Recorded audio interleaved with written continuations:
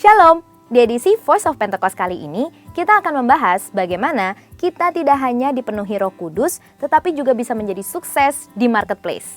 Tidak sedikit orang yang bertanya, kenapa banyak orang-orang agnostik atau ateis yang lebih sukses daripada anak-anak Tuhan? Padahal, bukankah harusnya anak-anak Tuhan yang dipenuhi Roh Kudus lebih berprestasi dan lebih hebat? Sebelum menjawab pertanyaan tersebut, kita harus mempunyai definisi sukses yang tepat secara alkitabiah terlebih dahulu. Bahwa kesuksesan bukanlah diukur secara material ataupun ketenaran. Seseorang bisa saja mempunyai banyak harta tetapi hidupnya tidak terjamin bahagia.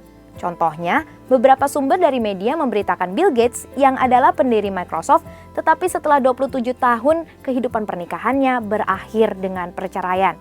Ada juga Jack Ma, pendiri Alibaba dengan kekayaan sebesar 52,1 miliar US dollar mengatakan bahwa hidupnya lebih bahagia saat ia bekerja sebagai guru dengan penghasilan kurang dari 12 US dollar per bulan. Salah satu orang terkaya di dunia, Elon Musk, pun berharap dia bisa bebas dari insomnia.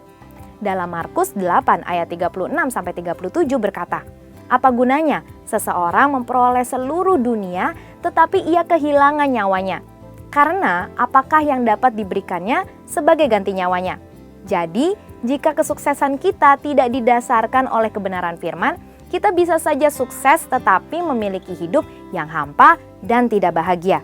Jadi, kesuksesan sejati diukur dari bagaimana kita bisa menggunakan karunia dan bakat dari Tuhan dengan maksimal untuk kepentingan kerajaan Allah.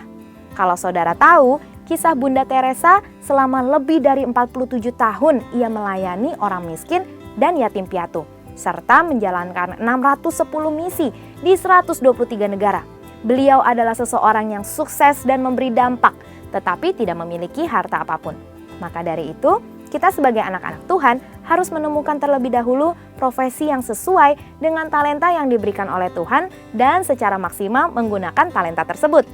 Ada 4 kemungkinan kenapa anak-anak Tuhan belum mencapai kesuksesan secara alkitabiah padahal diri mereka telah dipenuhi oleh Roh Kudus. Yang pertama adalah anggapan sempit bahwa Roh Kudus hanya mengurus hal-hal rohani. Padahal itu tidak sesuai dengan yang difirmankan Allah dalam kitab Keluaran 35 dan 39, di mana Roh Kudus memenuhi Bezalel dan Aholiab dengan keahlian dan hikmat untuk suatu pekerjaan khusus. Roh Kudus juga bisa memenuhi kita dengan keahlian dan hikmat untuk suatu pekerjaan khusus. Yang kedua, memiliki mentalitas yang salah, yaitu kemalasan dan kurang bekerja keras. Kita tidak boleh hanya bergantung pada doa, tetapi malas bekerja.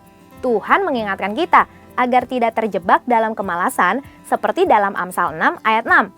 "Hai pemalas, pergilah kepada semut, perhatikanlah lakunya dan jadilah bijak." Yang ketiga, anggapan keliru mengenai marketplace sebagai hal yang duniawi. Padahal, Tuhan bisa memakai orang-orang Kristen bukan hanya dalam gereja, tetapi menjadi dampak di marketplace. Dan yang keempat, pemahaman keliru mengenai kedatangan Tuhan yang kedua kali, sehingga hanya menanti secara pasif dengan meninggalkan hal-hal yang tidak berkaitan dengan rohani, sehingga mereka kehilangan daya saing. Padahal, di 2 Tesalonika 3 ayat 6-7, Paulus menegur orang yang lalai melakukan pekerjaannya. Maka dari itu, haruslah kita memiliki paradigma yang baru bahwa kesuksesan diukur dari bagaimana kita bisa menggunakan karunia dan talenta khusus yang diberikan Tuhan. Sehingga kita bisa menjadi dampak di marketplace dan nama Tuhan bisa dipermuliakan.